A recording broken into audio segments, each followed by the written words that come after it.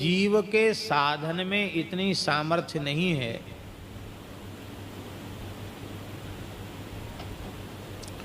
कि उसके अपने साधन से उसकी भलाई हो जाए।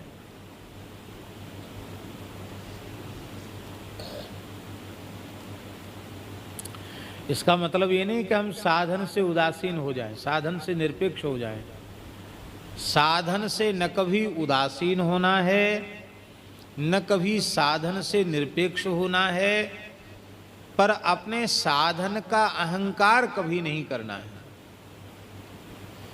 साधन का अहंकार जब तक साधक करता रहेगा तब तक उसके साधन से भगवान वश में नहीं होंगे, भगवान अधीन नहीं होंगे। सामने कुंज बिहारी भैया जी बैठे हैं,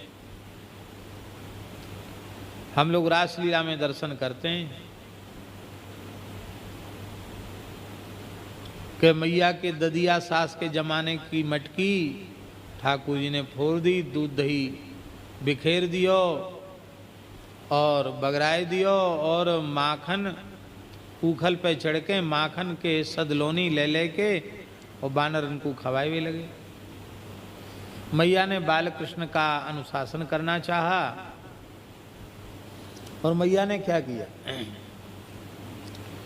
मैया ने निश्चय किया कि ये छोटा सा बालक, जिस समय माखन चोरी लीला हुई ना उस समय ठाकुर जी 3 वर्ष के हैं। कितने साल के हैं?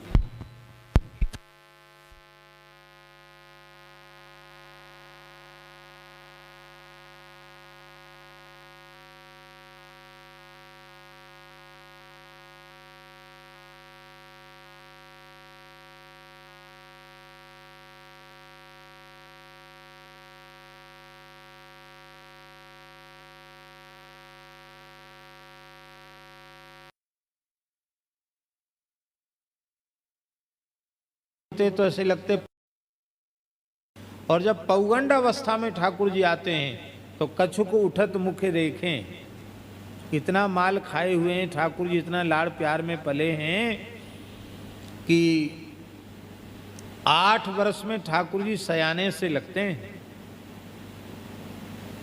ऐसे हैं ठाकुर। बहुत से लोग इतने बेचारे दुबले पतले होते, 30, 35, 40 साल के होकर भी कोई कह नहीं सकता 40 साल के हैं, 30 वर्ष के हैं। ठाकुर जी खूब लाड़ प्यार में पले पुसे हैं ठाकुर जी।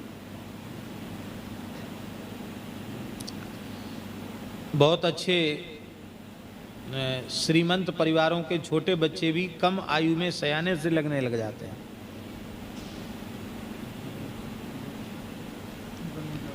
और ये तो 9 लाख गैया दूध देवे वारी भैया, कहाँ कमी आके घर में। तो मैया खूब तगड़ी थी, मैया कमजोर नहीं थी। मैया ने कहा मैं पकड़ लूंगी। जब तक मैया पकड़ने के लिए भागती रही तब तक ठाकुर जी पकड़ में नहीं आए।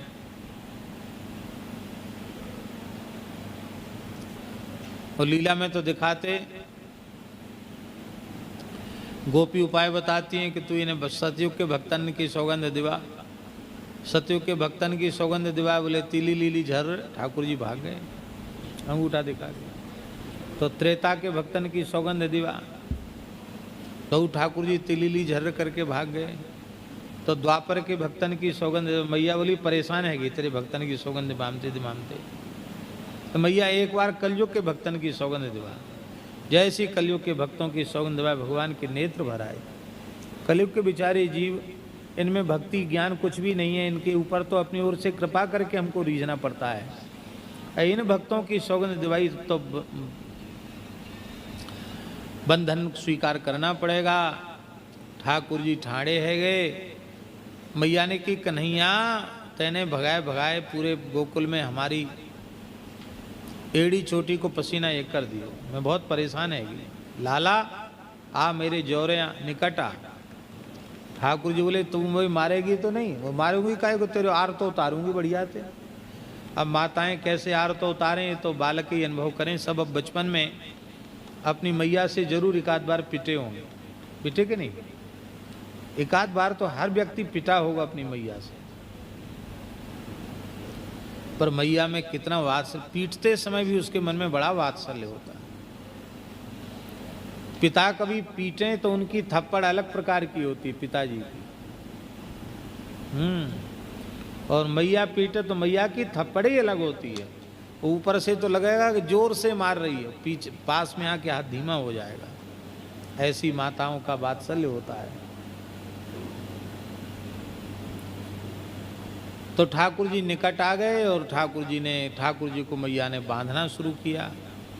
बांध नहीं सकी। जब तक यशोदा जी के मन में ये था कि मैं पकड़ लूंगी, तब तक पकड़ नहीं पाई। और जब तक ये मन में रहा या कि मैं बांध लूंगी, तब तक बांध नहीं पाई। तो कैसे बांधी? सुखदेव जी महाराज कह रहे हैं, स्वमातु शून्य गात्रायाः विस्त्रस्त कवरस्रजः दृष्ट्वा परिश्रमम कृष्णः कृपयासीत स्वबंधने। अपनी मैया को देखा कि मैया पसीना में तरबतर है गई, लथपथ है रही है, और सभी बेणी खुल गई, सबरे फूल बिखर गए। तो मैया की यह दशाएं देख के ठाकुर जी के मन में दया को, कृपा को, करुणा को उदय भयो और कृपयासीत स्वबंधने, कृपा पूर्वक ठाकुर जी ने बंधन को स्वीकार कर लिया। यशोदा जी ने नहीं बांधा, कृपा से बंध गए ठाकुर जी। हमारे ब्रज की महानतम विभूति, महान प्रेमी अनुरागी रसिक संत, भगवत प्राप्त महापुरुष, परम पूज्य प्रातः स्मरणीय श्री चंद्रशेखर बाबा जी महाराज कहा करते थे कि ठाकुर जी ने ऊखल बंधन लीला में साधकों को संदेश दिया। क्या संदेश दिया? ये संदेश दिया कि ठाकुर जी बंधन में तब आए जब मैया के परिश्रम को देखा। ऐसी साधक इतना श्रम करे साधन में कि दिन रात एक कर दे, तार तार हो जाए, तरबतर हो जाए, और फिर बेहोश होके गिर जाए साधन करते करते कि भैया मेरे साधन में तो करोड़ कल्प तक भी सामर्थ्य नहीं कि मैं ठाकुर जी को पकड़ लूं। और ऐसे कहे कि रोए पड़े कि प्रभु अब तो आप ही मालिक हो, आप ही चाहो तो प्राप्त है जाओ, नहीं मैं तो तड़प ही सकूं और मैं कहा कर सकूं। ऐसा भाव जब साधक के मन में आता है तो जैसे मैया के प्रेम बंधन में ठाकुर जी बंध गए, ऐसे प्रेमी भक्त के प्रेम बंधन में ठाकुर जी बंध जाते हैं। फिर तो थारो ही नचायो नाचूं, फिर तो ठाकुर जी को जैसे नचाओ वैसे नाचते हैं ठाकुर जी। साधन से कभी उदासीन नहीं होना, साधन करना है, पर साधन से भला नहीं, भगवान की करुणा से जीव का भला होता है। फिर साधन उपयोगी क्या है? बहुत ध्यान से सुने। करुणा जगी कब है? कब जगी करुणा? जब साधन का आश्रय लिया तो करुणा जगी। ध्यान में आई बात, ये बड़ी बारीक बात है। इसलिए मन क्रम बचन छाड़ी चतुराई, भजत कृपा करी हैं रघुराई। भजत कृपा, भजत भजन करोगे तो कृपा होगी। साधन नहीं त्यागना है, साधन से उदासीन भी नहीं होना, साधन निरपेक्ष भी नहीं होना, पर आश्रय भगवान की अहेतु की कृपा का रखना। यही भाव इस पद में है। तुलसीदास जी कहते मेरे साधन में इतनी सामर्थ्य कहाँ? करोड़ कल्प में भी मैं साधन करता रहूं तो भी मैं अपने साधन से आपके प्रेम को नहीं पा सकता, आपको नहीं पा सकता। हमारी तो समझ में ये आया है कि जिस किसी जीव का भला आपने किया है वो उसके साधन पर रीझ कर नहीं किया, अपनी दया, अपनी करुणा, कृपा की न होती जो आदत तुम्हारी, कृपा करने की जो तुम्हारी आदत है उससे आपने भला किया। राम भलाई आपने भल कियो न काको। किसका भला नहीं किया? आपने अपने भलप्पन से भला किया। जीव की ऐसी विशेषता नहीं थी, जीव के ऐसे गुण नहीं थे, जीव का ऐसा साधन नहीं था जिससे उसका भला हो जाए। अब सुंदर के आने पर भी माइक ठीक नहीं हो रहा तो कैसे होगा भाई? ठीक करो माइक। हे भगवान, युगों युगों से हे जानकी नाथ आपका यह सुयश पूरे ब्रह्मांड में छा रहा है। कि आप इतने दयामय, करुणामय, कृपामय हैं कि आप जीव के दोषों को देखते ही नहीं हैं, बस केवल उसके तनिक प्रयास को देखते हैं कि मुझे प्राप्त करना चाहता है, भूले भटके कुछ राम राम करता है, इतने से ही रीझ कर उसके दोषों को नगण्य करके आप उस पर कृपा करते हैं। वेद पुराण इतिहास धर्म ग्रंथ संतों के चरित्र वाणियां ऐसे अनंत उदाहरणों से भरे पड़े। आपने अपनी ओर से ही जीव का भला किया। देखो, ब्रह्मादिक विनती करी कही दुख वसुधा को। ब्रह्मादि देवताओं ने, ब्रह्मा जी, शंकर जी, देवराज इंद्र, सभी देवताओं ने, ऋषियों ने मिलकर के धरती के दुख का निवेदन भगवान के चरणों में किया कि हे प्रभु, ये धरती अब पापियों का भार सहन करने में समर्थ नहीं है, आप कृपा करके, नहीं तो ये धरती रसातल को चली जाएगी, आप रक्षा कीजिए।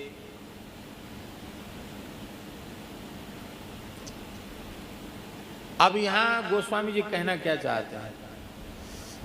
गोस्वामी जी कहना चाहते ये हैं कि ब्रह्मादि देवताओं ने धरती का दुख कहा और आपने आश्वासन दे दिया, जन डरपहु मन शुद्ध सुरेशा, तुम्हें लाग धर्यऊ नरवेशा, हैं? आपने आश्वासन दे दिया।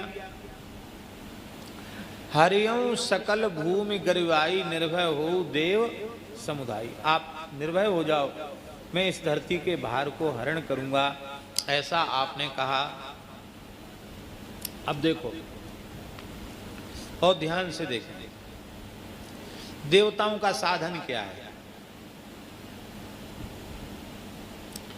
कितने हजार, कितने लाख अथवा कितने 100 वर्ष उन्होंने तपस्या की, बताओ। कितने लाख, कितने करोड़ मंत्र का जप किया, सो बताओ। धरती रोते हुए देवताओं के पास गई, देवताओं ने इंद्र से कहा, इंद्रादि देवता मिलकर ब्रह्मा जी के पास गए, शंकर जी का आवाहन कर लिया और फिर जा करते हैं दासी शोभनासी करी सो बेग सहाय, भगवान ही सहायता करेंगे क्योंकि पृथ्वी पति तो भगवान ही है। और देवताओं ने केवल पुकारा ही तो था, प्रार्थना ही तो की थी, कोई बहुत लंबा चौड़ा साधन तो उन्होंने नहीं किया। फिर दो देवताओं के दोष देखने लगे भगवान, तो ब्रह्मा जी में भी दोष दिखाई पड़ने लग जाएंगे।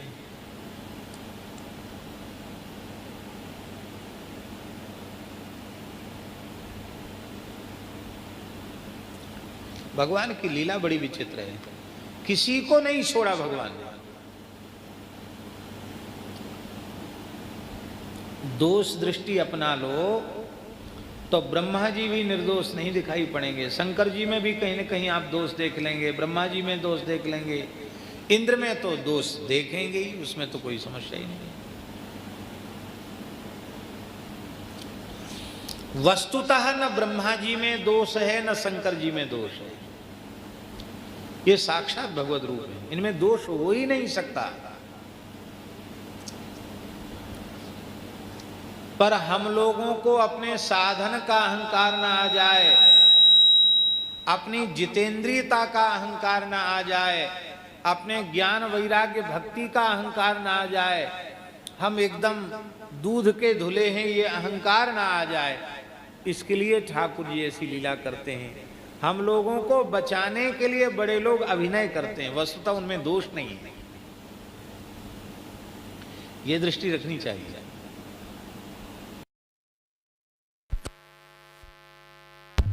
पतन हो जाएगा।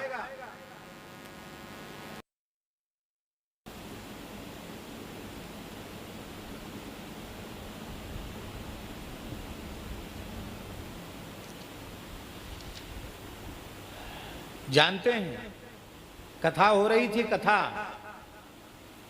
और कथा में व्यास जी की उत्पत्ति का प्रसंग आया। पराशर महर्षि ने कैसे सत्यवती के द्वारा भगवान व्यास नारायण को प्रकट के ये चरित्र आया।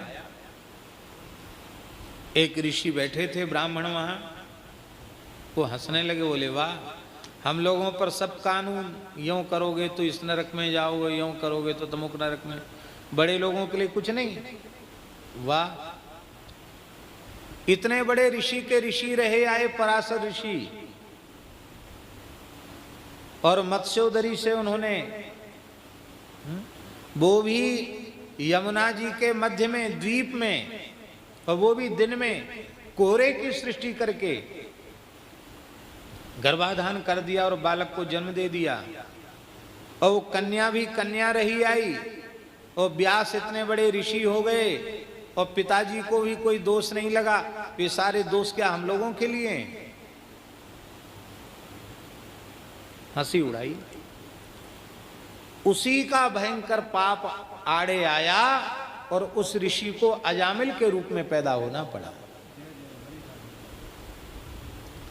अपने से बड़ों की हंसी मत उड़ाओ।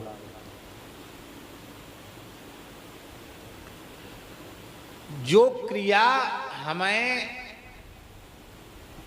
विपरीत दिखाई पड़ रही है, शास्त्रानुकूल सदाचार के अनुकूल नहीं दिखाई पड़ रही है,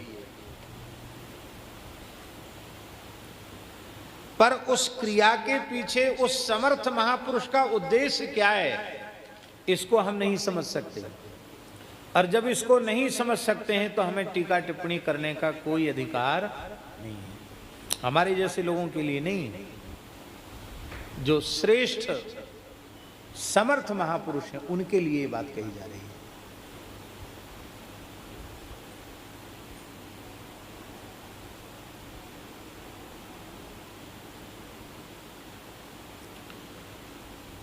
बहुत ये मार्ग ऐसा ही है।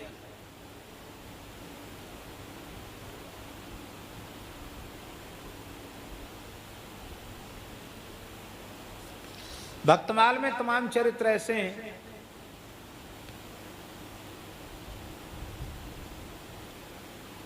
जिनको कह सुन करके आप आश्चर्य में पड़ जाएंगे, पर वे चरित्र अनुकरणीय नहीं है, क्योंकि उनकी जैसी निष्ठा हमारी नहीं है। वैसी निष्ठा हमें होगी तो हमसे पाप हो गई नहीं, पर हमारे में वह निष्ठा नहीं है। दोषानुसंधान जब भी करो अपने करो, दूसरे का दोषानुसंधान मत करो। अपना दोषानुसंधान करोगे तो अपने दोष रहेंगे नहीं, समाप्त हो जाएंगे। और दूसरे का दोषानुसंधान जब तक करते रहोगे तब तक दोष मिटेंगे नहीं, लाख साधन कर लो तो भी। क्यों नहीं मिटेंगे? ध्यान से सुने। क्योंकि अन्य किसी के दोष का चिंतन किया तो आत्मनिष्ठ हुआ कि नहीं हुआ? उस दोष का हमने चिंतन किया तो वह दोष हमारे अंतःकरण में आया कि नहीं आया? अंतःकरण में आए बिना हम उसका चिंतन कैसे करेंगे? तो दोष व्यक्ति का है, चिंतन के द्वारा हमारे भीतर आ गया। पहले चिंतन में आया, फिर वाणी में आया, और चिंतन और वाणी में आने के बाद फिर वह दिन दूर नहीं जो वह दोष क्रिया में आ जाएगा। इसलिए जब तक परदोष दर्शन होता रहता है तब तक कभी भी सुधार संभव नहीं है, अपना सुधार संभव नहीं है। दोष सदा अपने देखो। इसलिए कहा जाता है कि दो ही दृष्टि रखो, या तो सब कुछ भगवान है ये मान लो, या हमको छोड़ के सब भगवान के भक्त हैं ऐसा मान लो।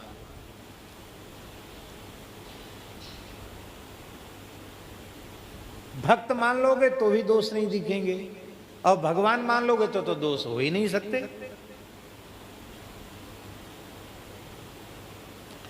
तो बड़े लोगों में दोष नहीं देखना।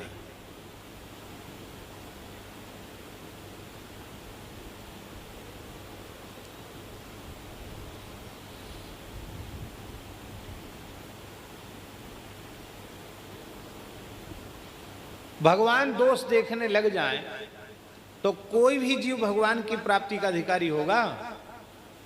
पहला जन्म तो नहीं है।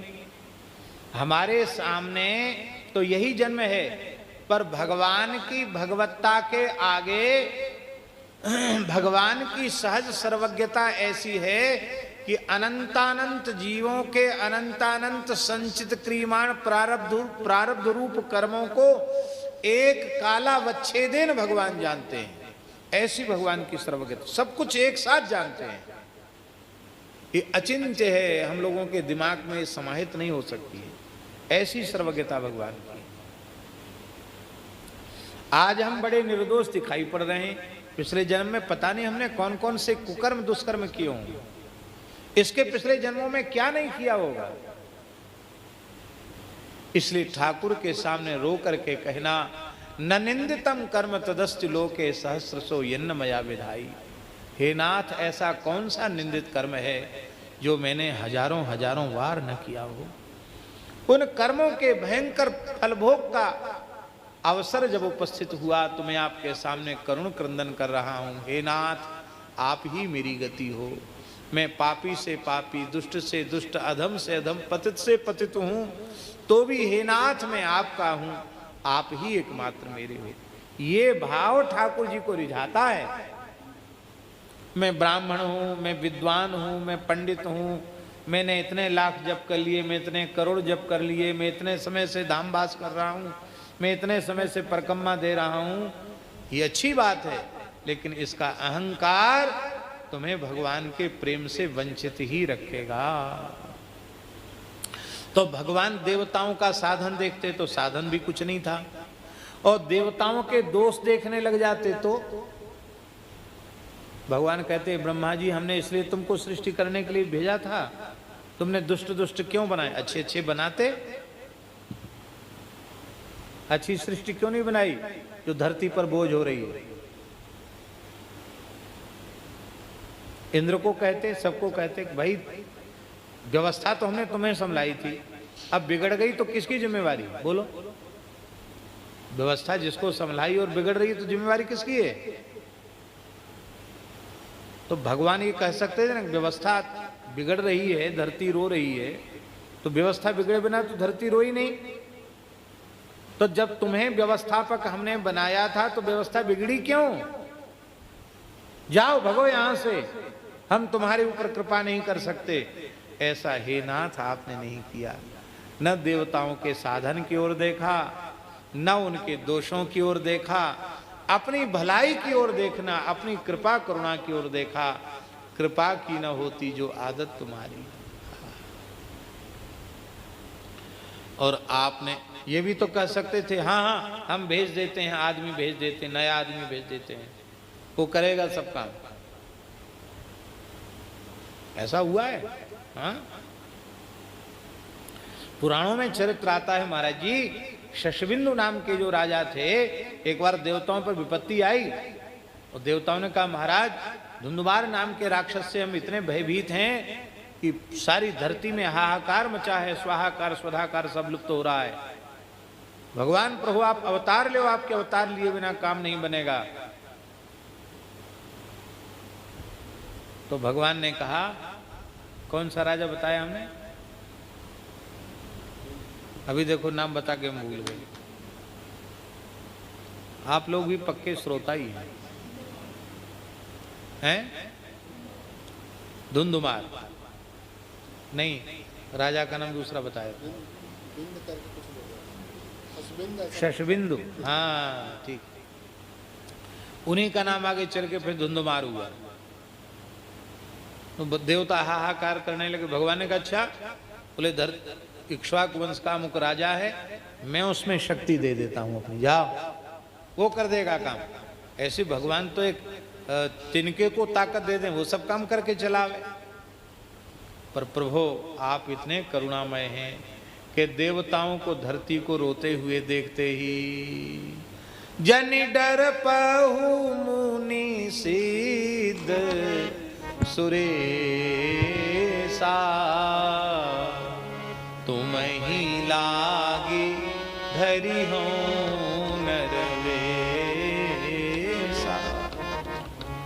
हरिओं सकल भूमि गर्वाई निर्भय हो देव समुदायी। आपने आश्वासन दे दिया हम उतार लेंगे। अनशन सहित मनोज अवतारा ले दिन कर वंश उदारा।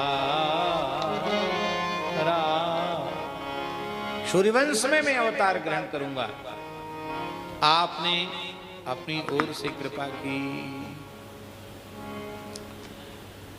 आपने क्या किया? बोले रविकुल कैरव चंद भो आनंद सुधा को। क्या कहना, अद्भुत है गोस्वामी जी की लेखनी। वे कहते हैं श्री अयोध्या तो आनंद सुधा का सिंधु है। आनंद सुधा सिंधु है अयोध्या जी। और उस आनंद सुधा सिंधु में सूर्यवंश की कुमुदनी खिल रही थी। अज दशरथ जी, अज रघु, दिलीप और इक्ष्वाकु तक, वैवस्वत मनु तक। अयोध्या तो अमृत का सरोवर है, अमृत सिंधु है, और उसमें कुमुदनी खिल रही थी। लेकिन जब ये रावण का अत्याचार हुआ तो वो कुमुदनी बंद हो गई थी। तो हे प्रभु, आप श्री रामचंद्र रूपी चंद्रमा का उदय हो गया। और रामचंद्र रूपी चंद्रमा का उदय हुआ तो जो सूर्यवंशी नरेशों की कुमुदनी बंद पड़ी थी वो खिल गई। अयोध्या के आकाश में श्री रामचंद्र का उदय हुआ और कुमुदनी, रघुकुल कुमुदनी खिल गई। क्या सुंदर उपमा दी है। आगे कह रहे हैं तीसरे चरण में,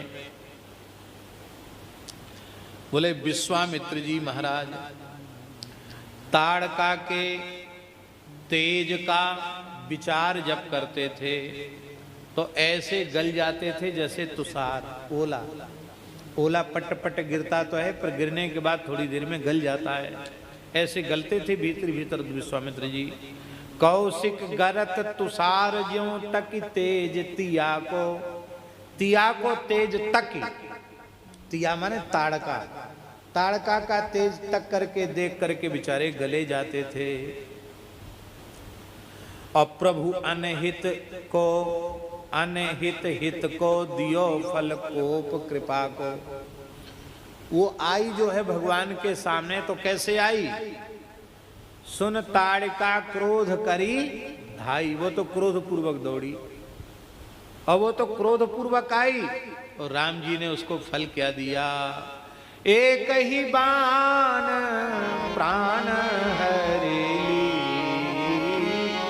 ना दीन जानते ही निज पद दी। अच्छा बताओ कहां से दीन थी ताड़का, सो बताओ किस कोने से उसमें दीनता थी?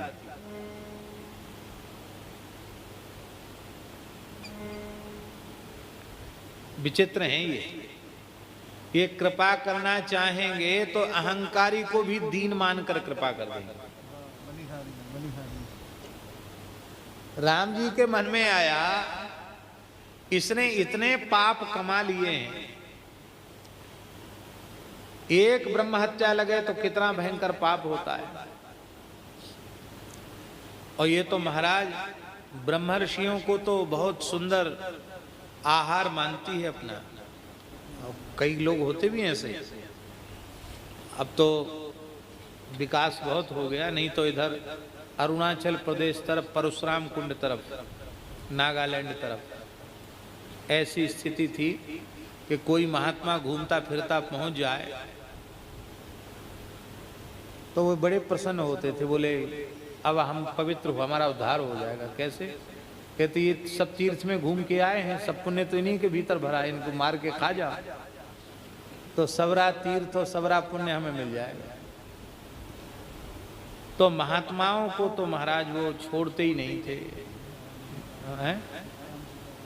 हमारे खाक चौक वाले महाराज जी सुनाते थे इसलिए वहाँ साधु जमात लेके जाते थे और कुल्हड़ी, फरसा, चिपिया, ये सब डंडा, कि भैया ऐसे कोई फलाहार न कर जाए हम लोगों का।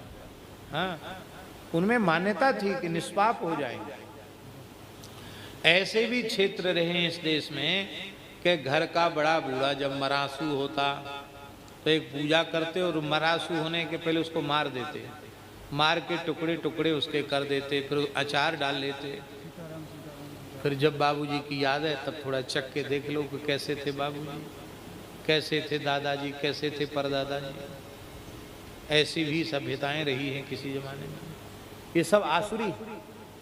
तो इतने पाप उसने किए थे, लीला में दिखाते ना, छुटके को खाऊं कि बड़के को खाऊं, बुढ़े बाबा की चटनी बनाऊंगी मैं तो खाऊंगी खाऊंगी खाऊंगी। लीला में गाती ना वो ताड़का, लुगर हाथ में लेकर के, लुकाटी हाथ में लेकर के गाती है, मैं तो खाऊंगी खाऊंगी खाऊंगी। तो कितने ब्रह्मर्षियों की चटनी बना के खा गई महाराज वो। तो ठाकुर जी ने उसके पापों को देखा और पापों का भयंकर परिणाम उसको नरकों में भोगना, उसको देखा ठाकुर जी ने। और फिर इसके बाद जब जन्म लगी तो कितने करोड़ जन्म, लाख जन्म इसको ले करके ब्रह्म हत्याओं का फल भोगना पड़ेगा। इसको देखकर ठाकुर जी को दया आ गई, क्रोध करके आई है, कैसे भी आई है। आखिर बेचारी कहाँ कहाँ धक्के खाएगी, दीन, बड़ी दीन है बेचारी, इस पर दया करनी चाहिए। उसके दुख को देखकर ठाकुर जी को दया आ गई और दीन जानते ही निज पद दीना, ठाकुर जी ने अपना पद दे दिया।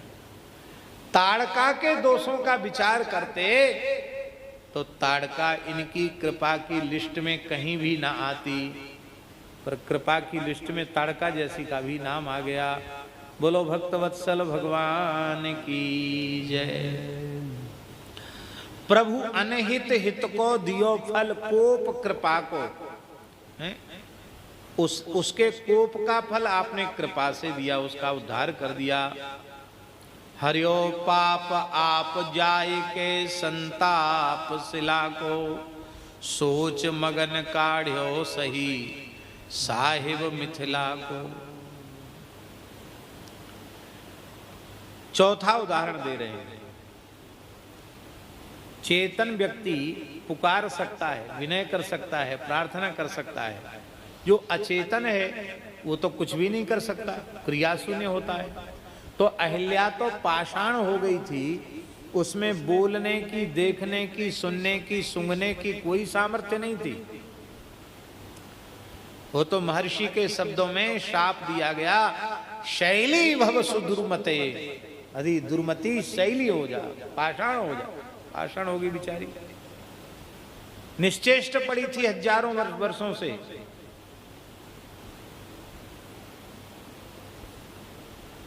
कोई ये कहे कि पुकारने पर ही आप आते हो तो भी बात नहीं है, आप तो बिना पुकारे भी चले जाते हैं।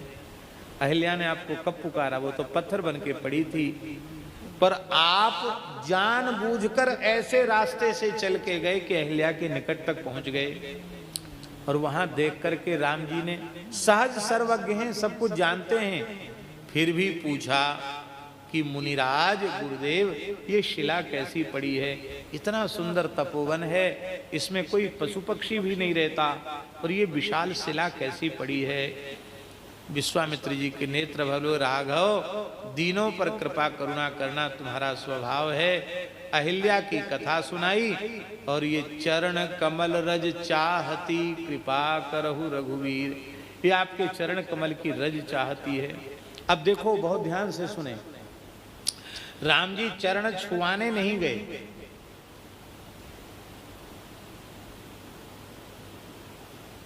क्योंकि विनय पत्रिका में गोस्वामी जी लिखते हैं चरण छुए को पछताओ।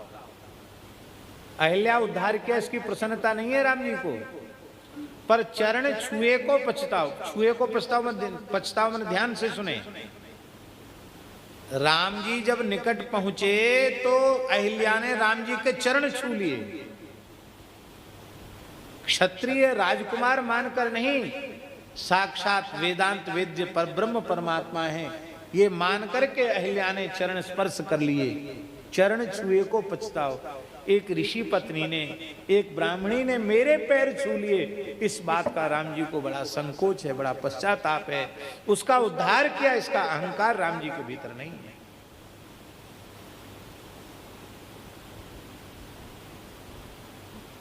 तब उद्धार कैसे हुआ? जब आप कहेंगे कि चरण नहीं छुआया तो उद्धार कैसे हुआ?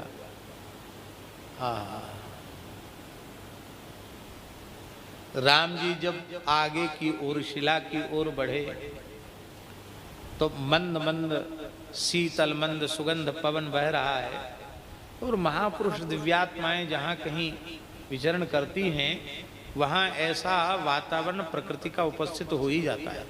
आप देखेंगे कभी कभी, सबको तो नहीं होता, पर किसी किसी भाग्यशाली को भगवत कृपा से हो जाता है।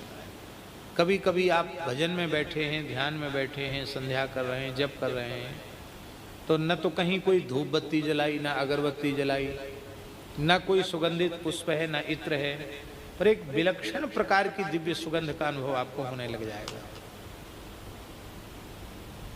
होता है कभी ऐसा? किसी किसी को होता है। तो ऐसी स्थिति जब आ जाए सौभाग्य से, भगवान की दया से, तो समझना चाहिए कि हमें दिखाई सुनाई बड़ी न पड़ रहा हो, पर कोई दिव्य विभूति इस समय यहाँ आ चुकी है। फिर धीरे धीरे जब भगवत कृपा से साधना का स्तर बढ़ता है, अंतःकरण की और अधिक निर्मलता हो जाती है, तो फिर जहाँ से सुगंध आ रही है, वे देवी देवता सिद्ध पुरुष भी दिखाई पड़ने लग जाते हैं।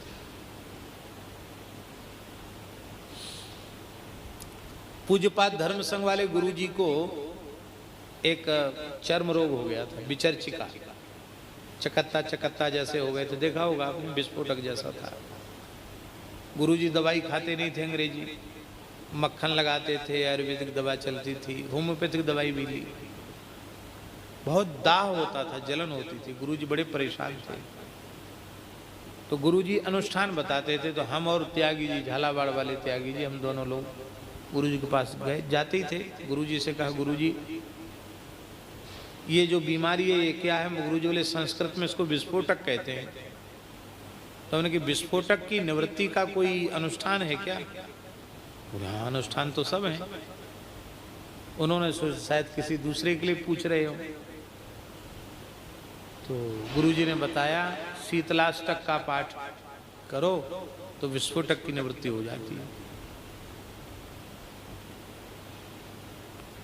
तो गुरुजी का गोत्र तो हम लोगों को मालूम था ही कि गुरुजी का गोत्र क्या है। तो हम लोगों ने गुरुजी से समय अनुष्ठान का पूछा और हम लोग करने लगे। त्यागी जी ठहरे, बोले 1100 पाठ पूरे हो जाएंगे तब आसन छोड़ेंगे। तो हम भी करते रहे, लेकिन हम बीच में एक आध बार उठे भी। दोनों लोग पाठ कर रहे हैं, सवेरे से करना शुरू किया और पूरा दिन बीत गया। आराम से कर रहे थे, हड़बड़ी में नहीं। बिना खाए पिए पाठ करते करते रात हो गई। लगभग 11:30 बजा होगा या 11:15 11:30 का समय होगा। एक अत्यंत दिव्य सुगंध से पूरा कक्ष भर गया। ऐसी सुगंध आज तक कभी सूंघी नहीं, ऐसी सुगंध। खैर, न वो बोल सकते थे पाठ के बीच में, न हम। सुगंध का अनुभव करते रहे। पाठ पूर्ण हुआ। पूर्ण होने के बाद मैंने कहा, त्यागी जी अब सुगंध आई? बोले हाँ, बहुत दिव्य सुगंध आई। ये क्या हुआ? मैंने कहा, हमको ऐसे लगता है कि अनुष्ठान अपना सफल हो गया। सुगंध आई है, इसका मतलब अनुष्ठान पूर्ण हो गया। दूसरे दिन गुरुजी के पास गए, पूछने के ऐसे ऐसे हुआ, पर वहां देखा तो गुरुजी बड़े प्रसन्न है। हमने कहा, गुरुजी कैसा आराम? बोले रात्रि को 11 सवा 11 बजे से एकदम ऐसी शीतलता है जैसे किसी ने चंदन का लेप कर दिया हो। एकदम दाह खत्म है और बढ़िया हो गया। अब मक्खन लगा लगा के सब पपड़ी उचट जाएगी, सब ठीक हो जाए। ठीक हो गए। उन्होंने गुरुजी को बताया कि गुरुजी ऐसे ऐसे हम लोगों को अनुभव हुआ। कितने बजे? मैंने कहा इतने बजे, लगभग इतने बजे। तो गुरुजी ने कहा अनुष्ठान पूर्ण हुआ, वो दिखाई तो नहीं पड़ा पर साक्षात भगवती उपस्थित हुई थी, उनके शरीर की दिव्य सुगंध थी। तो शीतल मंद सुगंध पवन बहना, यह एक दैवी शक्ति की उपस्थिति का अनुभव कराता है। विचित्र प्रकार की सुगंधों का अनुभव होने लग जाता है। क्या करें, हम लोग कुछ करते ही नहीं, साधन के नाम पे कुछ नहीं करते हैं। माला भी खींच तान के फेरते हैं, उसमें भी कोई मन लगता नहीं। इसलिए नहीं तो ठीक से ईमानदारी से इस मार्ग पर श्रद्धा पूर्वक चल के देखो, पद पद पर भगवान अपनी विलक्षण अनुभूतियां कराते हैं। प्रेम से इस मार्ग पर चल के देखना चाहिए। तो भगवान के श्रीअंग की दिव्य सुगंध, महर्षि विश्वामित्र के श्रीअंग की दिव्य सुगंध, लक्ष्मण जी के श्रीअंग की दिव्य सुगंध, और उससे प्रेरित होकर बह रहने वाला शीतल मंद सुगंधित पवन, उस पवन के संयोग से श्री रघुनाथ जी के चरण विन्यास से उड़ी हुई रज, उस रज का कण जैसे ही शिला पर पड़ा कि बस वो प्रकट भई तब पुंज सही। जब प्रकट हो गई तो परसत पद पावन, तब उसने भगवान के चरणों को स्पर्श कर लिया। चरण छुए को पछतावा। राम जी चरण छुआवे, पर राम जी ने चरण छुआया नहीं। अब मान लो छुआ भी दिया हो तो क्या उनको दोष लगेगा? परब्रह्म परमात्मा है इसलिए दोष नहीं लगेगा। और दूसरी बात है गुरु आज्ञा गरियसी, गुरु जी की आज्ञा है इसलिए दोष नहीं लगेगा। लेकिन राम जी ने छुआया नहीं, राम जी की तो चरण रज का स्पर्श मात्र हुआ, और वो परसत पद पावन शोक न सावन, प्रगट भई तप पुंज सही। तो आपने वो बेचारी अहिल्या के दोष आपने नहीं देखे और अहिल्या के ऊपर कृपा कर दी। अहिल्या के ऊपर आपने कृपा कर दी। और दूसरा क्या किया? बोले सोच मगन काढ़ो सही, साहिब मिथिला को। मिथिला का साहिब, साहिब माने मिथिलाधिपति महाराजा जनक, वो तो शोक के समुद्र में डूबे चले जा रहे थे कि मैंने काहे को यह प्रतिज्ञा कर ली कि जो कोई इस शिवजी के धनुष को झुकाकर प्रत्यंजय चढ़ाएगा, उसी वीर पुरुष के साथ में अपनी कन्या अयोनिजा भूमिजा कन्या सीता का विवाह करूंगा। ये प्रतिज्ञा मैंने व्यर्थ कर ली। पर आपने शिवजी का पिनाक धनुष तोड़ करके मिथिला नरेश को भी शोक समुद्र से बाहर निकाल लिया। राम जी की जैसी मर्यादा क्या कहना। न्योता गया धनुष यज्ञ का,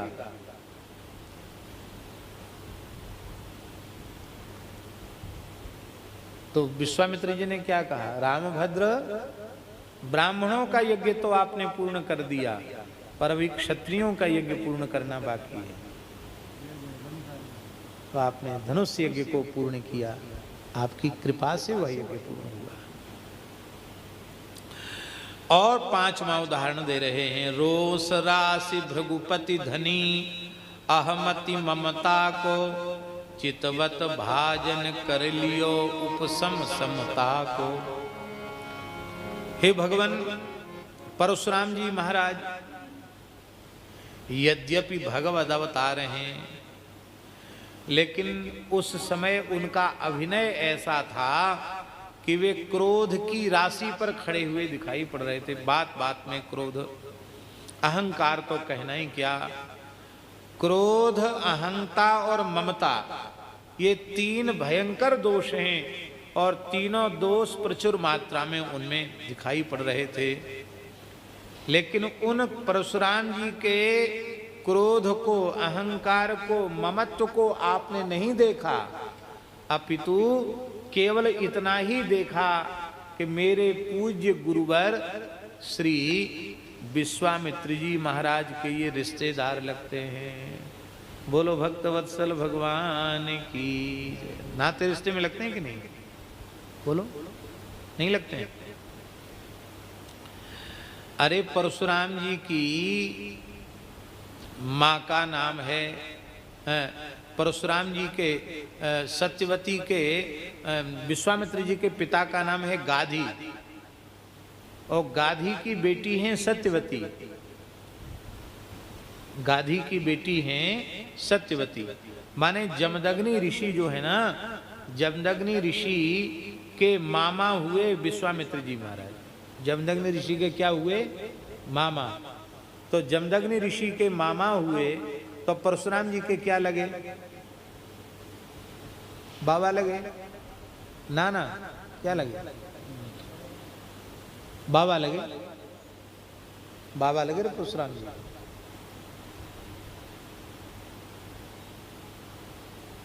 तो मेरे गुरुजी के संबंध से संबंध इनका जुड़ा हुआ है। केवल इतना देखा, ये ऋषि हैं, ये ब्राह्मण हैं, इतना देखा। वे क्रोध कर रहे हैं, उनमें अहमता ममता भरी हुई है, इन दोष को आपने नहीं देखा और उन्हें भी आपने शांत कर दिया, समता का पात्र बना लिया। वे क्रोधी से शांत हो गए, अहंकारी से समदृष्टा हो गए। आपने कितनी बड़ी कृपा की। और महाराज जी और तो और क्या कहें। मुदित मानि आयसु चले बन मातु पिता को, धर्म धुरंधर धीर धुर गुणशील जिता को। अपनी विमाता कैकेयी की आज्ञा और पिता की आज्ञा मान करके आप प्रसन्न चित्त हो करके वन में चले गए। प्रसन्नताम यानगता विषेकतस्तथा न ममले वनवास दुःखता, मुखाम्बुजश्री रघुनंदनस्य मे सदास्तु सा मंजुल मंगल प्रदा। प्रसन्न चित्त होकर के चले गए। आपके जैसा धर्म धुरंधर, धैर्यवान, सद्गुणशाली और शील को भी जीत लेने वाला, इन सब गुणों को आपने मानो जीत लिया। ऐसा आपके जैसा कोई नहीं है। आपके जैसे तो शीलवान, गुणवान, धैर्यवान आप ही हैं। हे भगवन, गुह गरीब गत ज्ञाति हूँ जेहि जीव न भखा को। निषाद राज गुह गरीब कुल में पैदा हुआ था। गत ज्ञाति, जिसकी जाति अत्यंत छोटी निम्न। जीव न भखा को, तुलसीदास जी की शैली बड़ी बिलक। जीव न भखा को, इसका अर्थ है कौन ऐसा जीव है जिसको भखा, खा न लिया हो उसने। जंगली लोग इसी तरह से पशुओं को, पक्षियों को मांस मार करके, खा करके गुजारा करते हैं। निषादराज गुह ने कौन से पशु पक्षी को रांध के नहीं खाया होगा, कौन से जीव का भक्षण नहीं किया होगा। और दूसरी बात यह है, बुरा नहीं मानना। बचपन में एक कहावत सुनी थी। हमारे एक मास्टर थे, जैन थे, वो जैन संप्रदाय के होते हैं ना, पजामा कुर्ता पहनते थे। कक्षा 6 में हम पढ़ते थे, तब वो पढ़ाने आते थे। बड़ी मार मारते थे। अब तो मार मारना बंद हो गया, नहीं तो नई लबुदिया, जंगल तो था ही, तो नई नई सटकी मंगाते और जो तोड़ के लाता ना बढ़िया, कहते तुम्हारे हाथ पर परीक्षण करें पहले। 2-4 बार तो उसी को पीटते बिना कारण। बड़े अच्छे थे बेचारे, बहुत बढ़िया थे। तो एक कहावत कहते थे जैन साहब, वो कहते थे मीन भका जिन सब भका, बचो न एकौ मास। मीन भको जिन सब भको, बचो न एकौ मास। कायस्थ घर भोजन करे, बची न एकौ जात। ऐसा कहते थे।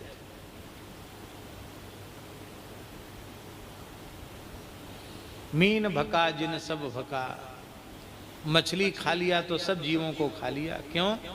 मछली सब चीज खाती, गंदी से गंदी चीज खकार थूक दो मछली खा जाएगी, और कीड़े मकोड़े तो सब खाती ही है। अब एक बात उनकी समझ में नहीं आती थी, कायस्थ अगर भोजन करे बच्चे ने एक जात, तो फिर वो मैंने महाराज जी से पूछा, पूज्य भक्तमाली जी महाराज से, महाराज ऐसा कहते थे मास्टर जी, वो बात डर के मारे उनसे तो पूछ नहीं पाए, आप बताइए। तो महाराज जी बोले कि प्रायः सरकारी महकमों में कायस्थ रहे, मुगल काल में भी, अंग्रेजी शासन काल में भी, और कुछ न कुछ ऊपर से लेने देने का भी धंधा रहा ही आया, रिश्वत वगैरह का।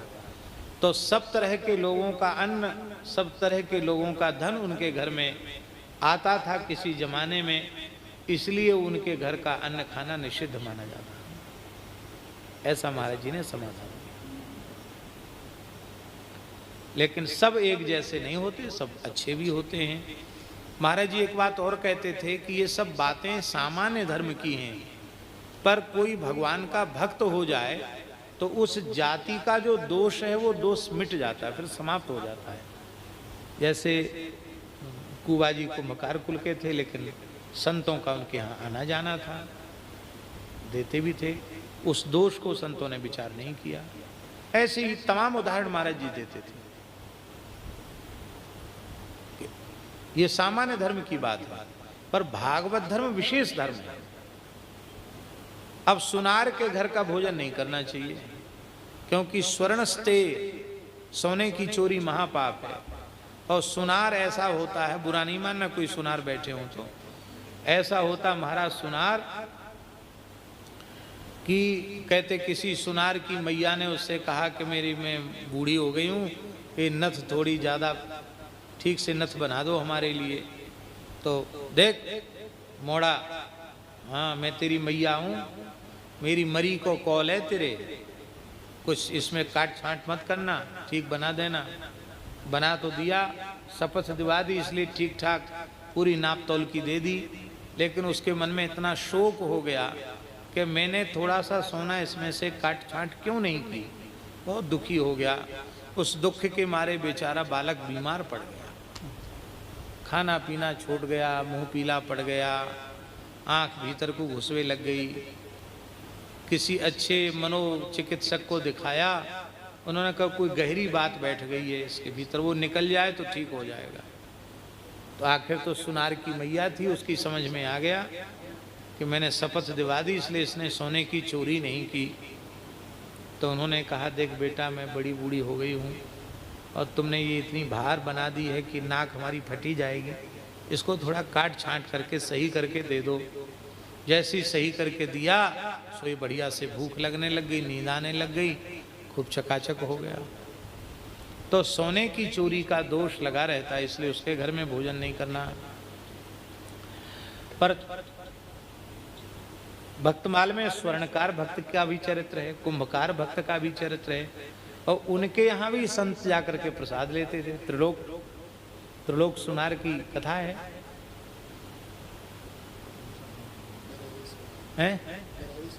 नरहरि सुनार की कथा है महाराष्ट्र में। तो ऐसे जो विशिष्ट भगवान के भक्त होते हैं, उनमें वह उस जाति में पैदा होकर भी भगवान की भक्ति के आचरण के कारण उनके वे दोष समाप्त हो जाते हैं। इसलिए भगवान के भक्त में वैष्णव होने के बाद उसमें जाति बुद्धि रखना अपराध माना गया है। जात न पूछो साध की, पूछ लीजिए ज्ञान, जहां काम है क्या है, मोर करो तरवार का, पड़ी रहंदो म्यान। संत संत ही होते हैं। हमारे महाराज जी कहते थे कि जैसे भगवान मछली हो गए, कछुआ हो गए, बारह हो गए, सिंह हो गए, हंस हो गए, तो अलग अलग जातियों में तो भगवान पैदा हुए, पर भगवान की भगवत्ता तो कम नहीं हुई। इसलिए भगवान का भक्त भी किसी कुल में जन्म ले ले, पर भक्ति की महिमा ऐसी है कि उसकी महिमा घटती नहीं है। जैसे तुलसी का पौधा घूर पर भी पैदा हो जाए तो भी उसका दल भगवान को चढ़ता है। स्मशान में लगी हुई तुलसी भी शालिग्राम जी के अर्चन के योग्य होती है। ये भगवान की भक्ति की विशेष महिमा है। तो मछली तो खाता ही था कम से कम, तो मछली खाता तो किस जीव को नहीं भगा, क्योंकि मीन भका जिन सब भका बचा न एको मांस। इस सिद्धांत से भी और वैसे भी तमाम पशु पक्षियों की हिंसा की होगी। कौन से ऐसे जीव को उसने न खाया होगा, पर ऐसे निषाद राज को पायो पावन प्रेम ते सनमान सखा को। भगवान ने अपनी आजानुलंबित भुजाओं में भर करके उसको हृदय से लगाया और अपने मित्र का आदर उसे प्रदान किया। निषाद राज को अपना सखा बना दिया।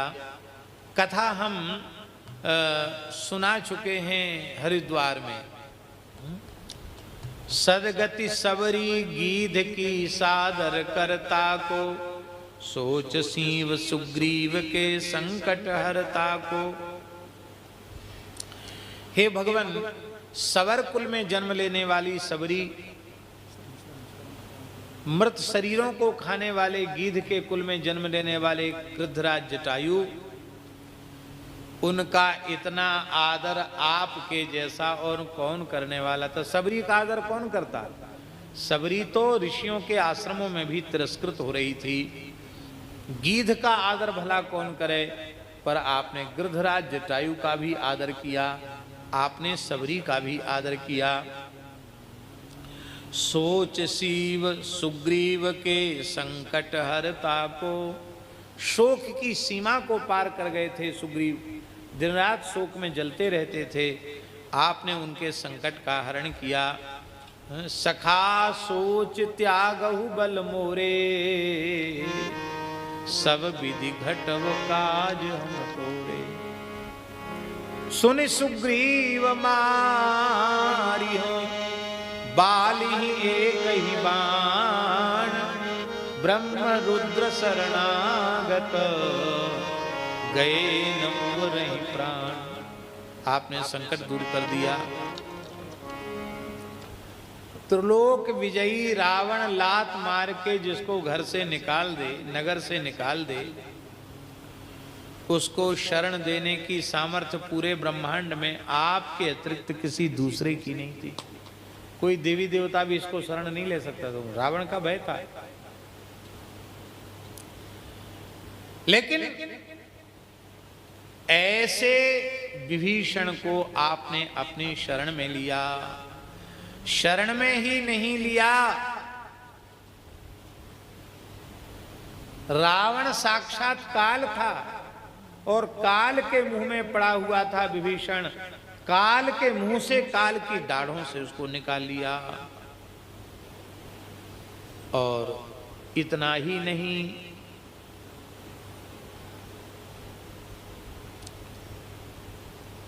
त्रिलोक विजयी रावण का कहीं नाम निशान दिखाई पड़ता है? कहीं नाम निशान नहीं दिखाई पड़ता।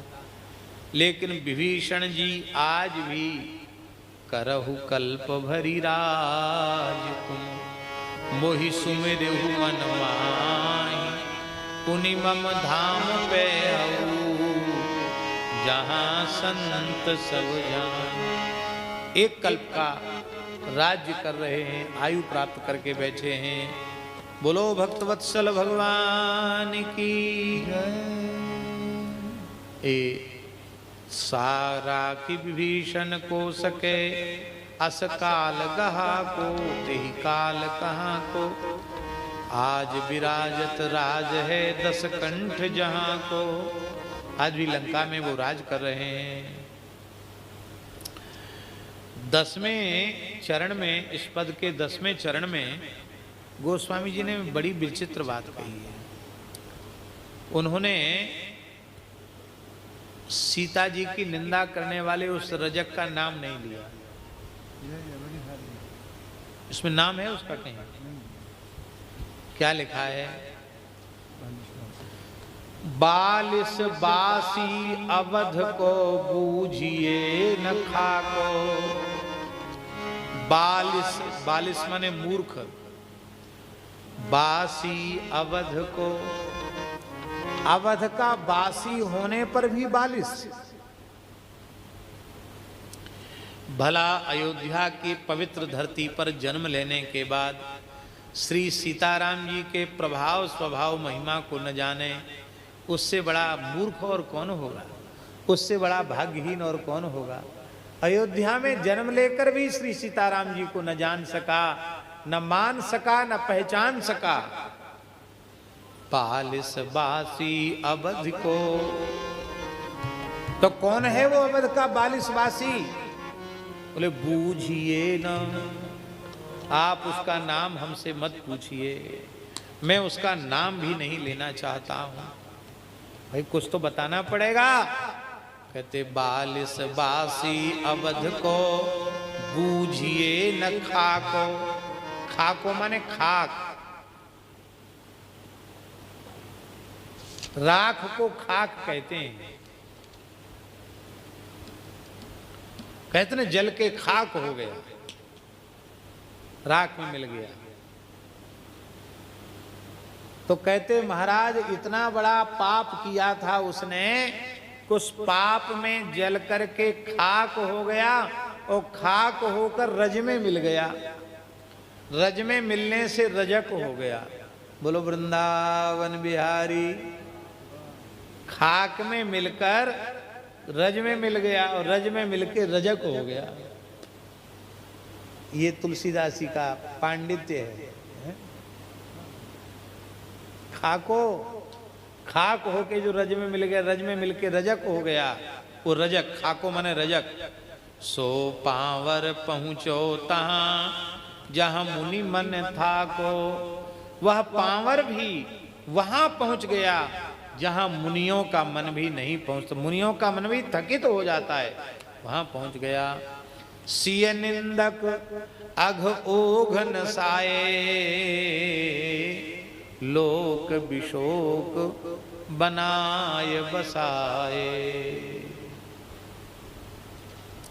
जब राम जी इस चौपाई के ऊपर कथा कह दें, सिय निंदक अघ ओघन साए, लोक विशोक बनाए बसाए। सीता जी की निंदा करने वाला वो जो रजक था, जब राम जी साकेत धाम जाने लगे तो कहा कि जो जो हमारे साथ चलना चाहता हो सब चलो। अयोध्या के कीट पतंग पशु पक्षी भी चले गए साथ। रजक भी आ गया। लोग उसको धक्का देते, नहीं नहीं तू नहीं चल सकता, तूने किशोरी जी का निंदा किया है, राम जी को दुख दिया, सबको सताया, तू नहीं चल सकता। आए बेचारा रहता तो वो भी अयोध्या में ही। तो राम जी चलकर उसके पास तक पहुंच गए, तो उसको लोग चलने नहीं दे रहे थे। राम जी ने इशारा किया कि तू हमारा पीताम्बर का छोर पकड़ ले, पटका पकड़ ले, छोड़ना नहीं। जैसे छोटे बच्चों ने भीड़ भाड़ में मैया का हाथ नहीं छोड़ते, ऐसे छोड़ना नहीं। उसने महाराज जी के मुख से सुनी हुई कथा है। तो राम जी ने इशारा किया, उसके पास चलकर प्रभु पहुंच गए। अरे बोले भाई तुम क्यों नहीं, चलो चलो चलो पकड़ लो इसको। इशारा किया, पकड़ लिया उसने और इशारा किया कि तुम देखो छोड़, आगे पीछे मत हो ना, कस के पकड़ के रखना, साथ ही साथ चलना। अब जब राम जी के संग चल पड़ा तो कौन क्या कहे। अब राम जी के पास कोई तो ठूसा मार सकता, धक्का दे सकता उसमें। अब वहां तक तो सब पहुंच गए। पहुंचने के बाद सबने ब्रजा स्नान किया। ब्रजा स्नान के अनंतर सबको अपने अपने भाव में देह की प्राप्ति हो गई। जो सखा भाव के थे सखा हो गए, सखी भाव के थे सखी भाव हो गए। जिसका जैसा भाव था अपने अपने भाव के अनुरूप सबको दिव्य देह की प्राप्ति हो गई और सबके लिए दिव्य साकेत का द्वार खुला और सब भीतर चले गए। और जैसे ये रजक घुसने लग गया तो साकेत का द्वार बंद हो गया। राम जी ने सबको भेज दिया और इसके लिए खड़े हैं राम जी।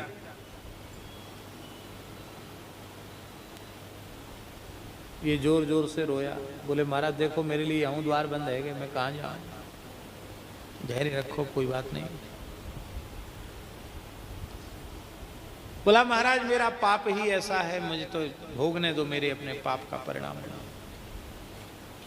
राम जी ने साकेत से कहा, साकेत तू मेरा ही स्वरूप है और मैं इस जीव को लेके आया हूं। मेरा धाम वासी है, अत प्रिय मोही यहाँ के वासी, मम धामदा पुरी सुख राशि।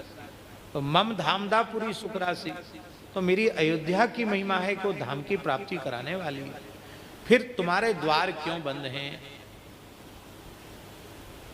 धाम महाराज ने कहा, साकेत धाम ने कहा, साकेत धाम ने कहा सरकार आपकी ही बनाई हुई मर्यादा है, एक हाथ आप पकड़ लें और एक हाथ गुरुजी पकड़ लें, फिर भी किसी भक्त का तिरस्कार किया गया है तो उसे धाम की प्राप्ति नहीं हो सकती, धाम के कपाट बंद हो जाएंगे, आपकी बनाई हुई मर्यादा है। और श्री किशोरी जी तो आचार्य हैं जीवों की, इसने गुरु का आचार्य का साक्षात भक्ति महारानी है, इनका तिरस्कार किया है। कितने वैष्णवों को पीड़ा पहुंचाई है इसने। या तो आपने जो कानून बना रखा है इस कानून को मेट दो, आप हमारे लिए खुला दरवाजा कर दो, चाहे जो भीतर जाए, और नहीं तो हमारी मर्यादा रखो, क्योंकि आप मर्यादा पुरुषोत्तम हैं। हाँ हाँ ठीक, तुम अपनी मर्यादा में रहो, कोई बात नहीं, मत इसको, हम इसकी व्यवस्था करते हैं। अब ब्रह्मादि देवता घबराए, बोले व्यवस्था करते कहीं हमारे यहाँ ना भेज दें। ब्रह्मा जी चिल्लाए, प्रभो प्रभो प्रभो मैं शरण में हूं आपको, ब्रह्मलोक दूषित हो जाएगा, कृपा करके इसको वहां मत भेजना। शंकर जी बोले इसको शिवलोक भी मत भेजना। इंद्र बोले महाराज यहां तो बिल्कुल घुसने लायक नहीं, इसकी छाया न पड़े स्वर्ग में, ये बड़ा दुष्ट है, बड़ा नीच है। यमराज ने सोचा कहीं नरक में न भेज दे, नरक में तो राम जी भेजते क्यों। पर यमराज बोले महाराज 2800 प्रकार के नरक नाक से कोड़ रहे हैं कि इसको कहाँ रखें, इतना भारी पापी है, इसको कहाँ रखें।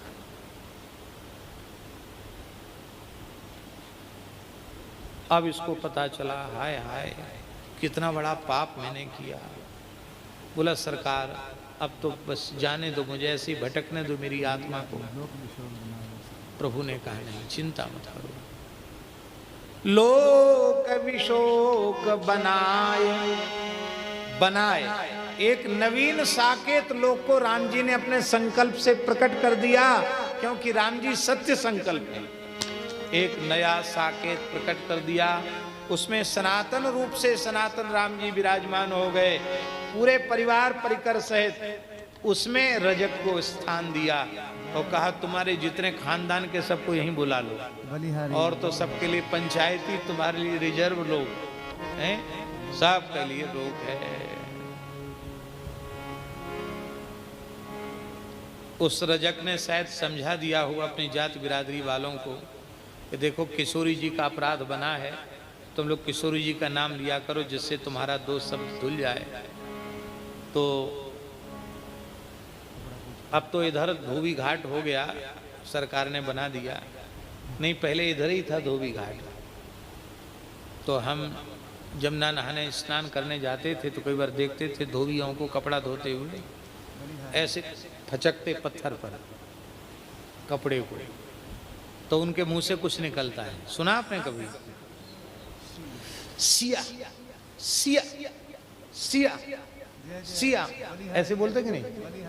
हमको ऐसे ही लगता है सिया सिया बोलते हैं, सिया सिया सिया। राम रघुवर की प्राण प्रिया भजो रे मन सिया सिया। राम रघुवर की प्राण प्रिया भजो रे मन सिया सिया। सिया सिया भजो सिया सिया। सिया सिया भजो सिया सिया।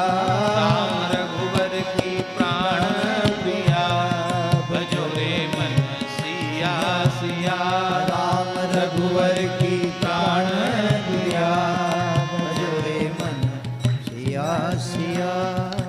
हमको ऐसा लगता है कुछ सिया सिया करके प्रायश्चित करते हैं, और भले ही इस भाव से न करते होंगे, पर सिया सिया नाम निकलने से तो वे पवित्र हो ही गए। बोलो भक्तवत्सल भगवान की जय। भगवान के भक्त किसी भी कुल में पैदा होते हैं, किसी भी जाति में पैदा होते हैं, और भगवान की भक्ति जो नहीं करता है वही नीच है। हाँ, वही नीच है। महात्माओं के हृदय में बड़ी करुणा होती है। स्वामी श्री शांति प्रकाश जी महाराज, स्वामी शांति प्रकाश जी महाराज बहुत अच्छे संत थे। हमने भी उनके निमित्त कथा कही और कुछ बक्सर वाले महाराज जी ने भी उनकी शताब्दी में कथा कही। इधर की एक मुरैना साइड की कहीं की बात है, तो प्रज्ञा चक्षु थे स्वामी श्री शांति प्रकाश जी महाराज। प्रेम सबसे बहुत करते थे, सबको ठाकुर जी का रूप देखते थे। तो जो कोई उनके प्रेमी आता तो उसको वो गले से लगा लेते थे। तो एक धोबी था, धोबी लड़का, वो कपड़े वपड़े धोता था, महात्माओं के धो देता था, दे देता था। उत्सव चल रहा था वहाँ, तो वो दूर खड़े खड़े देखता था। वो उसके मन में होता था कभी क्या मैं तो बहुत अधम हूँ, मैं क्या इस लायक हूँ कि इतने बड़े संत मुझे अपने गले से लगावें। वो खड़े खड़े भैया जी रो रहा था। सब लोग मिलने जुलने वाले तो चले गए, वो खड़ा था। तो स्वामी शांति प्रकाश जी बोले, एक कोई बालक खड़ा है बाहर? बोले हाँ वो है, धोबी है, वो कपड़े ले जाता वही है। बोले उसको यहाँ बुला। तो भाई दूर क्यों खड़े हो, मेरे पास आओ। उसने प्रणाम किया डरते डरते। बोले क्यों छूते क्यों नहीं हो? मैं अछूत हूं क्या? फिर तो फूट पड़ा, चरणों में सिर रख दिया, प्रणाम किया। महाराज मैं धोबी हूं। तो स्वामी शांति प्रकाश जी बड़े जोर से हंसते हुए बोले कि अरे वाह, तब तो हमारी तुम्हारी जाति एक ही है। तुमने बताया क्यों नहीं, हम तो तुम्हारी ही बिरादरी के हैं। वो बेचारा धोबी खुश हो गया। वो क्या सोचा, ये भी धोबी जाति के ही है।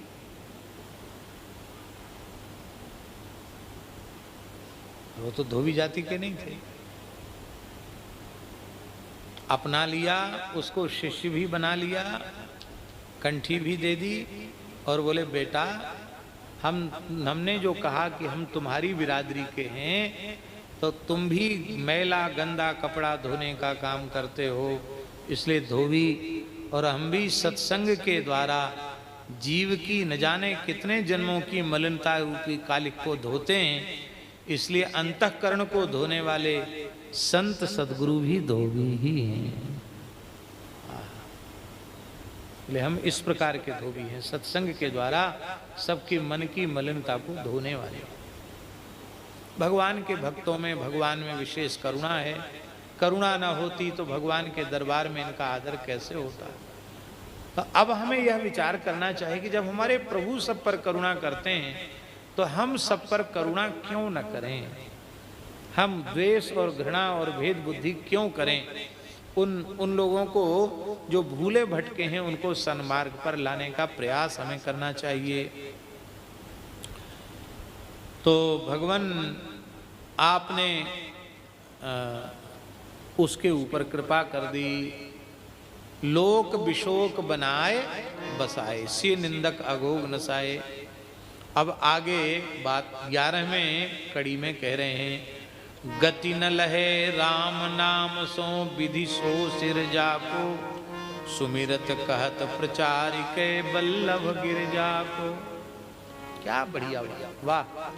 गोस्वामी जी कहते हैं कि राम नाम का आश्रय जिसने लिया है उसे गति नहीं मिली हो, ऐसी ब्रह्मा जी ने आज तक कोई सृष्टि की ही नहीं। विधाता की सृष्टि में, ब्रह्मा जी की सृष्टि में ऐसा कोई नहीं है।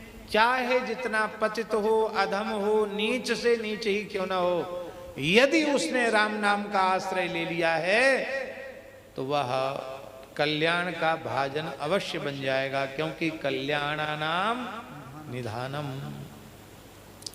स्वयं गिरिजा बल्लभ श्री पार्वती जी के प्राण बल्लभ श्री भगवान शिव स्वयं राम नाम का स्मरण करते हैं और राम नाम का प्रचार भी करते हैं, और राम नाम के बल से ही काशी मरत जंतु अवलोकी, जासु नाम बल करऊं विशोकी। प्रचारिक हैं, कोपी काशी निवासी है ना, जटिला कोप कैसा है ना श्लोक, अभी उठ नहीं रहा है शायद। पेयम पेयम। हाँ, श्रवण पुटकई राम नामा विधेयम। इस प्रकार से एक जटिल काशी निवासी टेर लगाता है। अब 12वें चरण में कह रहे हैं, अकनि अजामिल की कथा सानंद न भाको नाम लेत कलिकाल हु हरिपुर हिन गाको। कहते कौन ऐसा मनुष्य है जिसने एक बार अजामिल का चरित्र सुन लिया हो, वो आनंद में न भर गया हो। अजामिल का चरित्र ऐसा चरित्र है कि हर व्यक्ति को धैर्य देता है कि जब ऐसे का उद्धार हो सकता है तो मेरा उद्धार क्यों नहीं हो सकता है। अजामिलोप्यगाध धामो किम पुनः श्रद्धया गृणन। अजामिल जैसे पापी का उद्धार हो गया, फिर श्रद्धा पूर्वक कोई नाम ले तब तो कहना ही क्या है। कहते हैं कलिकाल में उस साधक का नाम बता दो जिसने राम नाम का आश्रय लिया हो और भगवान के धाम की प्राप्ति उसे न भई हो। अवश्य धाम की प्राप्ति हो जाती है। राम नाम महिमा करे काम भूरुह आको, साखी वेद पुराण है तुलसी तन ताको। गोस्वामी जी कहते हैं कि राम नाम की महिमा कैसी है। ये तुलसीदास जी की विचित्र शैली है। बोले कैसी है राम नाम की महिमा, बोले वो कैसी है ये कहना तो बड़ा कठिन है, क्योंकि कहूँ कहाँ लगी नाम बढ़ाई, राम न सकहीं नाम गुण गाई। कहना कठिन है, लेकिन काम भूरुह आको, आको माने आक का पेड़। यहाँ गोस्वामी जी कहना ये चाहते हैं कि राम नाम की महिमा तो राम जी भी गाने में समर्थ नहीं है, लेकिन यदि राम नाम की महिमा कुछ सोचना समझना हो तो मुझे देख लो। आपको क्या देख ले? बोले ये तुलसीदास तो अकौआ के पेड़ के जैसा था, आक के जैसा था, पर राम नाम के आश्रय ने इस आक को ही कल्प वृक्ष बना दिया। कल्प वृक्ष बना दिया का मतलब है मेरे जैसे के निकट जो जो जिस भाव को लेकर आता है उसके भाव की अवश्य पूर्ति हो जाती है। बोलो भक्त वत्सल भगवान की जय। तो कहते हैं कि देखो राम नाम के प्रभाव से यह तुलसीदास जैसा आक का पेड़ भी कल्प वृक्ष के समान हो गया। बोलो भक्तवत्सल भगवान की जय। वेद पुराण इतिहास संत मत सब साक्षी हैं नाम महिमा की। नाम महिमा सुनकर भी जो नाम जप में प्रवृत्त न हो वो भाग्यहीन है। भगवान कृपा करें, राम नाम महाराज कृपा करें। प्रातः काल जगने से लेकर सोने तक भगवान के नाम का अभ्यास हम लोग करते रहें, यही भगवान से प्रार्थना है। सीताराम राम राम, सीताराम राम राम, राधे श्याम राधे श्याम, राधे श्याम श्याम। सीताराम राम राम, सीताराम राम राम, राधे श्याम श्याम श्याम, राधे श्याम श्याम। सीताराम राम राम, सीताराम राम राम, सीताराम राम राम, सीताराम राम राम, राधे श्याम राधे श्याम, राधे श्याम श्याम श्याम, राधे श्याम श्याम श्याम, राधे श्याम